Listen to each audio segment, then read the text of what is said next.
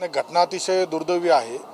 जी 12 वर्षाची शालेय विद्यार्थिनी आहे, तिच्यावरती शाळा सुटल्यानंतर घरी जात असताना पत्ता विचारायच्या बहाण्याने एकाने तिला थांबवून तिच्यावरती ॲसिडचा हल्ला केला आहे। ही घटना घडल्यानंतर ज्यावेळेस मला समजल्यानंतर तत्काळ पोलीस प्रशासनाला सूचना दिल्या होत्या।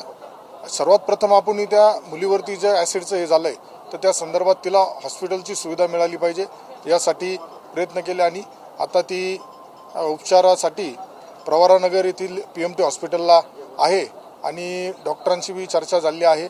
पोलीस अधिकारी ॲडिशनल SP वगैरे सर्व तिथं गेले, त्यांच्याशी चर्चा झाली आहे। त्या कुटुंबाच्या सदस्यांशी बी चर्चा झाली असून मुलीची आता ती स्थिर आहे।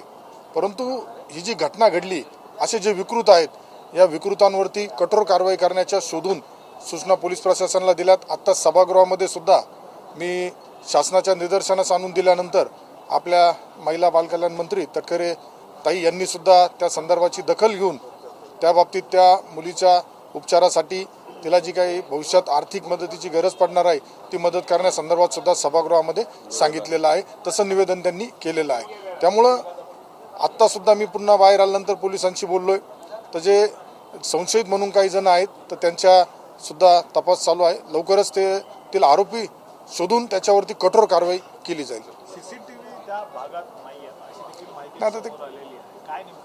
आता हा ग्रामीण भागामध्ये वडगावपान एक गाव आहे, तर त्या गावात शाळा सुटल्यानंतर घरी जाताना ओढ्याच्या तिथल्या अशा सुनसान एरिया असतो। ग्रामीण भागामध्ये शक्यतो CCTV नाही, परंतु पोलीस तपास करताना आजूबाजूचे CCTV वगैरे रस्त्याच्या लगतचे जिथं असतील ते तपासून घेत आहेत।